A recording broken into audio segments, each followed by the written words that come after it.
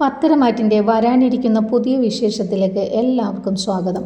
നാഗേന്ദ്രനെ തിരിച്ചറിഞ്ഞ നയനയും ആദർശും ജലജയ്ക്കിട്ട് നല്ല കിടിലൻ പണി കൊടുക്കുന്നതും അതുപോലെ അഭിയെ നവ്യ പൂട്ടുന്നതുമായ അടിപൊളി വിശേഷത്തിലേക്കാണ് നമ്മൾ ഇന്ന് പോകുന്നത്. ഈ ചാനൽ സബ്സ്ക്രൈബ് ചെയ്യാത്തവരുണ്ടെങ്കിൽ ഒന്ന് സബ്സ്ക്രൈബ് ചെയ്ത് സപ്പോർട്ട് ചെയ്യണേ. കൂടാതെ വീഡിയോയ്ക്ക് നിങ്ങളുടെ വിലയേറിയ അഭിപ്രായങ്ങളും ലൈക്കും ഷെയറും അതുപോലെ വീഡിയോയ്ക്ക് ഹൈപ്പും ചെയ്ത് സപ്പോർട്ട് ചെയ്യണം കേട്ടോ. നമുക്ക് ആ പുതിയ വിശേഷത്തിലേക്ക് പോകാം.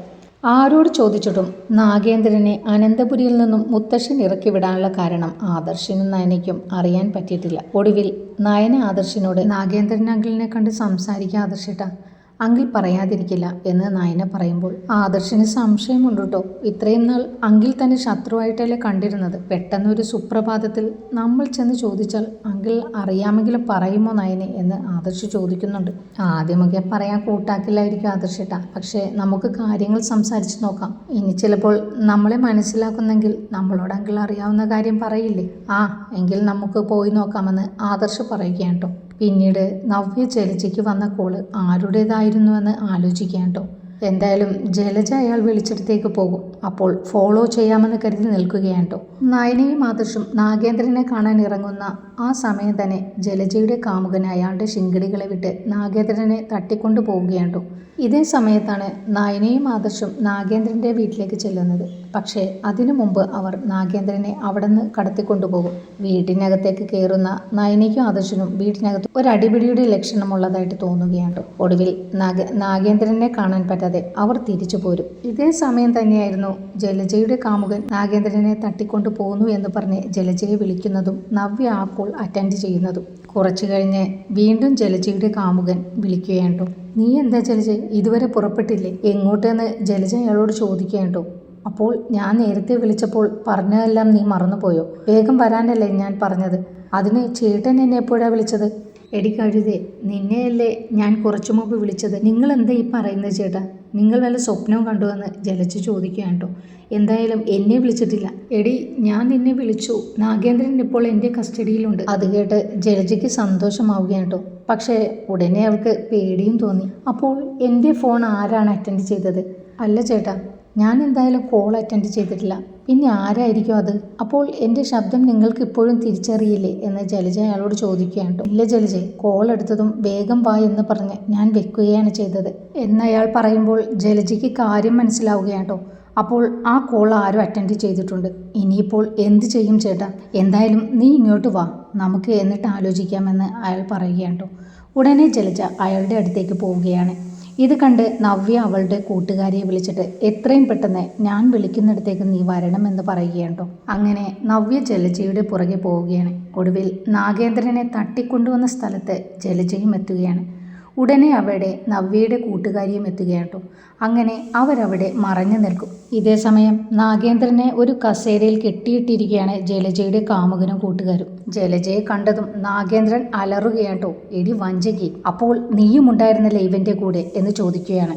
അതേടാ, എൻ്റെ ജീവിതം നശിപ്പിക്കാനല്ലേ ഇപ്പോഴത്തെ നിന്റെ വരവ്. നീ പോയപ്പോൾ ഈ ശല്യം അങ്ങ് തീർന്നല്ലോ എന്ന് കരുതി സന്തോഷത്തോടെ ജീവിക്കുക. അപ്പോൾ നീ വീണ്ടും വന്നു.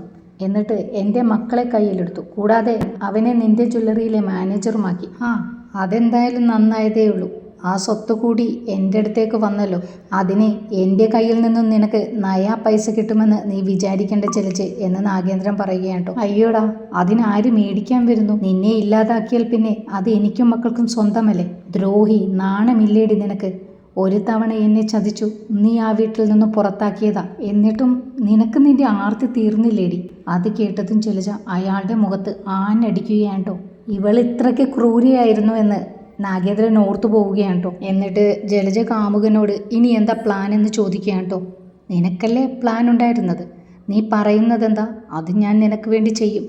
ജയിലിൽ നിന്നും ഇറങ്ങിയിട്ട് കാശുണ്ടാക്കാനുള്ള ഓട്ടത്തിലായിരുന്നു. ഇപ്പോൾ എൻ്റെ കയ്യിൽ ആവശ്യത്തിനുള്ള പണമുണ്ട്. ഇതറിഞ്ഞ് ജലജയ്ക്ക് സന്തോഷമാവുകയാണ്.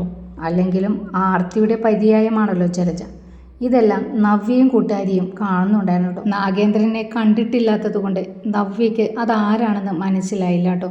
പക്ഷേ നവ്യയുടെ കൈതട്ടി അവിടെയുണ്ടായിരുന്ന ഒരു സാധനം അറിയുകയാണ്. ആ ശബ്ദം കേട്ട് ജലജയും കൂട്ടുകാരും ഓടി ചെല്ലുകയാണ്. ഇത് കണ്ട് നവ്യയും കൂട്ടുകാരിയും അവിടുന്ന് ഓടി മറയുകയാണ്. ജലജയ്ക്ക് ഒരു കാര്യം മനസ്സിലായി. തൻ്റെ വീട്ടിലുള്ള ആരോ ഒരാൾ തന്നെയാണ് ചേട്ടൻ വിളിച്ചപ്പോൾ കോൾ എടുത്തത്. അങ്ങനെ എൻ്റെ പുറകെ വന്നതായിരിക്കുമെന്ന് ജലജ ഊഹിക്കുകയാണ് കേട്ടോ. ആരാണെന്ന് എത്രയും പെട്ടെന്ന് കണ്ടുപിടിക്കണം എന്ന് കരുതി കാമുകനോട് ഓക്കെ പറഞ്ഞിട്ട് ജലജ വേഗം വീട്ടിലെത്തുകയാണ്. പക്ഷേ ജലജയ്ക്ക് പേടിയാവുന്നുണ്ട്. തൻ്റെ മറ്റൊരു മുഖമാണ് ആരായാലും കണ്ടത്. നാഗേന്ദ്രനെ കെട്ടിയിരിക്കുന്നതും കണ്ടിട്ടുണ്ടാവും. ഇതെങ്ങാനും അച്ഛൻ അറിഞ്ഞാൽ പിന്നെ തന്നെ ആ വീട്ടിൽ നിന്നും ആ ക്ഷണം പുറത്താക്കും. ആരാണെന്ന് കണ്ടുപിടിച്ചേ മതിയാവും. പിന്നീട് സേവ്യർ ഒരു ദിവസം ആദർശിനെ വിളിച്ചിട്ട് ഒരു നമ്പറിലേക്ക് നവ്യ നിരന്തരം വിളിക്കുന്നുണ്ടെന്ന് പറയുകയാണ് കേട്ടോ. അങ്ങനെ ആ നമ്പർ കാണുമ്പോൾ ആദർശിന് വരുന്ന അതേ നമ്പർ തന്നെയാണെന്ന് മനസ്സിലാവുകയാണ്. അപ്പോൾ ഇവൾ പറഞ്ഞിട്ടാണ് എനിക്ക് ഈ പെൺകുട്ടി മെസ്സേജ് അയച്ചിരുന്നതല്ലേ? അങ്ങനെയെങ്കിൽ നയനെ നമ്മൾ സംശയിക്കുന്നത് പോലെ അനഘയെ ഉപദ്രവിക്കാനല്ല നവ്യ ശ്രമിക്കുന്നത്, മറിച്ച് അവളെ രക്ഷിക്കാനായിരിക്കും. അപ്പോൾ ചേച്ചിക്ക് സത്യങ്ങളെല്ലാം മനസ്സിലായിട്ടുണ്ടല്ലേ ആദർശേട്ടാ? പക്ഷേ എന്തിനാ പിന്നെ ചേച്ചി നാടകം കളിക്കുന്നതെന്നാ മനസ്സിലാകാത്തത്? അവൾക്ക് എന്തെങ്കിലും ഉദ്ദേശം ഉണ്ടാവും നയനെ. നവ്യയെ വാച്ച് ചെയ്യണം, അമ്മയോടും നീ ഒന്ന് പറഞ്ഞേക്കണം എന്ന് ആദർശ് പറയുകയാണ് കേട്ടോ. പിന്നീട് ആദർശ് നവ്യയുടെ ഫ്രണ്ടിൻ്റെ ഫോട്ടോയും നമ്പറും നന്ദുവിന് കൊടുക്കുകയാണ്. എന്നിട്ട് കാര്യങ്ങളെല്ലാം പറയും. നന്ദു, നീ എത്രയും പെട്ടെന്ന് നവ്യയുടെ ഫ്രണ്ടിനെ കണ്ടെത്തി തരണമെന്ന് പറയുകയാണ്. പിന്നീട് അബിയോട് DNA ടെസ്റ്റ് ചെയ്താൽ കുട്ടിയുടെ അച്ഛൻ ആരാണെന്ന് അറിയാൻ കഴിയില്ലേ, പിന്നെ നീ എന്തിനാ പേടിക്കുന്നതെന്ന് നവ്യ ചോദിക്കുകയാണ് കേട്ടോ. ഇത് കേട്ട് അബിക്കാകെ ടെൻഷൻ ആവുകയാണ്. ഇനിയെങ്ങാനും ഇവൾ ആദർശിനെ വെല്ലുവിളിച്ച് DNA ടെസ്റ്റ് ചെയ്താൽ താൻ പെട്ടത് തന്നെ. സത്യങ്ങളെങ്ങാനും ഇവൾ അറിഞ്ഞു കഴിഞ്ഞാൽ പിന്നെ തൻ്റെ ശവമായിരിക്കും ഇവിടെ കിടക്കുന്നത്. ഇതോർത്തിട്ട് അബിക്കാണെങ്കിൽ ഉറക്കവുമില്ല കേട്ടോ. ഒടുവിൽ അബി അവൻ്റെ സഹായികളെ രണ്ടുപേരെ വിളിച്ചിട്ട് സരോവരം ഹോസ്പിറ്റലിൽ അനഘയുണ്ടെന്നും അവളുടെ നില എങ്ങനെയുണ്ടെന്നും നോക്കാൻ പറയുകയാണ് കേട്ടോ. അങ്ങനെ സരോവരത്തിൽ ചെന്ന് അവർ അനഘ നടക്കുന്നത് കാണുകയാണ്. ഉടനെ അബിയെ വിളിച്ചിട്ട് അവർ പറയുമ്പോൾ അബി പറയും, അവൾ ഒരിക്കലും സംസാരിക്കരുത്, അവളെ അവിടെ നിന്ന് നിങ്ങൾ എങ്ങനെയെങ്കിലും കടത്തിക്കൊണ്ടുവരണമെന്ന് പറയുകയാണ്. ഇനി ആദർശ നയനയും വരുമ്പോൾ അവളും കൊച്ചും അവിടെ ഉണ്ടാവരുതെന്ന് പറഞ്ഞ് അബി കോള് കട്ട് ചെയ്യുകയാണ് കേട്ടോ.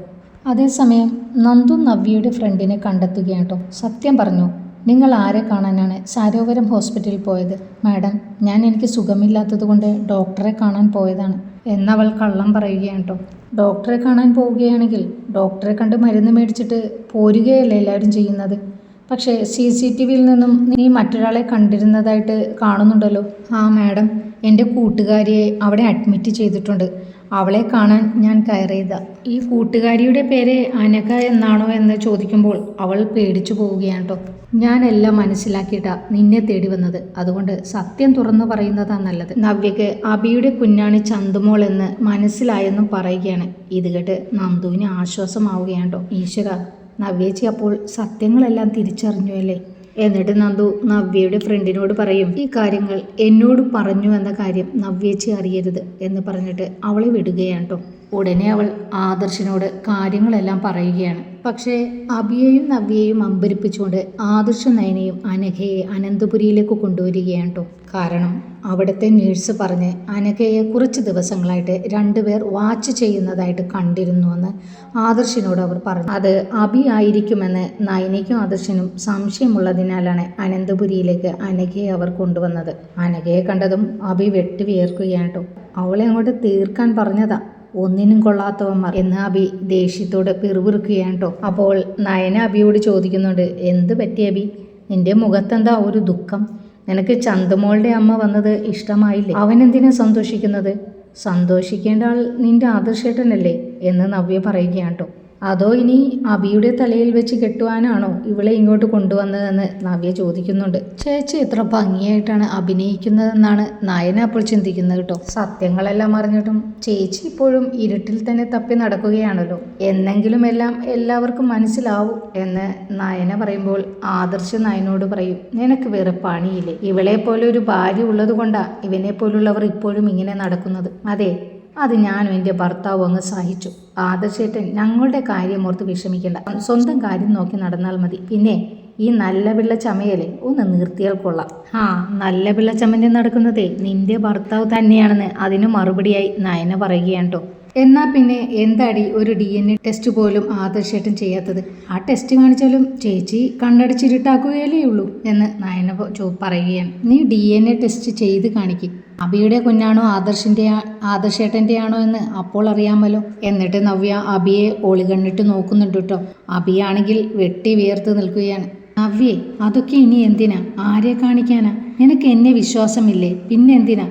നിന്നെ എനിക്ക് വിശ്വാസം തന്നെയാ അബി. എങ്കിലും ചിലരുടെ വായടിപ്പിക്കാൻ നമുക്ക് ഇതല്ലേ മാർഗമുള്ളൂ. അതാ ഞാൻ ചെയ്യണമെന്ന് പറഞ്ഞത്. വാ അബി എന്ന് പറഞ്ഞിട്ട് നവ്യ അബിയെ വിളിച്ചോണ്ട് പോവുകയാണ് കേട്ടോ. നവ്യ എന്താ ഉദ്ദേശിക്കുന്നതെന്ന് ഓർത്തിട്ട് ഇവർക്ക് രണ്ടുപേർക്കും ഒരു എത്തും പിടിയും കിട്ടുന്നില്ല കേട്ടോ. ഇതേ സമയം ജലജയ്ക്കാണെങ്കിൽ ആരായിരിക്കും തന്നെ പിന്തുടർന്ന് വന്ന വ്യക്തി എന്നോർത്തിട്ട് ഇരിക്കപ്പുറതിയില്ല കേട്ടോ. നയനയും ആദർശമാണെങ്കിൽ കുറച്ച് ദിവസങ്ങളായിട്ട് അവിടെയും ഇവിടെയും കൊള്ളിച്ചുള്ള വാക്കുകളൊക്കെയാണ് ജലജയോട് പറയാറ്. അതുകൊണ്ട് ജലജയ്ക്ക് നയനയെയും ആദർശിനെയും ആണ്ടോ ഡൗട്ട്. അതുകൊണ്ട് ഏത് നേരവും അവരെ ചുറ്റിപ്പറ്റി നടക്കുകയാണ്. ജലജയുടെ ഈ വെപ്രാളവും പരവേശവും കണ്ട് സന്തോഷിക്കുകയാണ് കേട്ടോ നവ്യ. കുറച്ച് തീ തീറ്റിച്ചിട്ടെ ഞാൻ നിങ്ങളെ വിടുമെന്ന് നവ്യ മനസ്സിൽ കരുതുകയാണ് കേട്ടോ. എനിക്ക് തോന്നുന്നത് ഇത്തവണത്തെ ബിഗ് ബോസിൽ ജലജയുണ്ടെന്നാണ്. അവർ ഒരു ഇന്റർവ്യൂവിൽ പറയുന്നുണ്ടായിരുന്നു എനിക്ക് ബിഗ് ബോസിൽ പോകാൻ ഇഷ്ടമാണെന്ന്. ആഗ്രഹമല്ലേ, എല്ലാവരുടെയും ആഗ്രഹങ്ങളൊക്കെ നടക്കട്ടെ അല്ലേ. സ്മിത അടിപൊളി വില്ലത്തിയാണെങ്കിലും ചിരിപ്പിക്കാനുള്ള കഴിവുള്ള നടിയായിരുന്നു. എന്തൊക്കെ പറഞ്ഞാലും അവരുടെ അഭിനയം ഒരു രക്ഷയുമില്ല. നിങ്ങൾക്ക് എന്താണ് അഭിപ്രായം? കമൻറ്റ് ചെയ്യൂട്ടോ. വലിച്ചു നീട്ടലൊന്നുമില്ലാതെ ഇത് പോവുകയാണെങ്കിൽ അടിപൊളി കഥയായിരിക്കും ഇനി അങ്ങോട്ട് പത്തരമാറ്റിൽ വരാനിരിക്കുന്നത്. ഇനി അങ്ങോട്ടുള്ള എപ്പിസോഡിൽ നയനയും ആദർശം കൂടി നവ്യയുടെ കള്ളത്തരം പൊളിക്കുന്നതും പിന്നീട് അവരുടെ കൂടെ നവ്യയും നന്ദുവും കൂടി ജലജയ്ക്കും അബിക്കും നല്ല 8ന്റെ പണി കൊടുക്കുന്ന അടിപൊളി എപ്പിസോഡാണ് ഇനി വരാനിരിക്കുന്നത്. നിങ്ങൾക്ക് എൻ്റെ വീഡിയോ ഇഷ്ടമായെങ്കിൽ ഒന്ന് ലൈക്ക് ചെയ്ത് സബ്സ്ക്രൈബ് ചെയ്ത് സപ്പോർട്ട് ചെയ്യണേ. താങ്ക്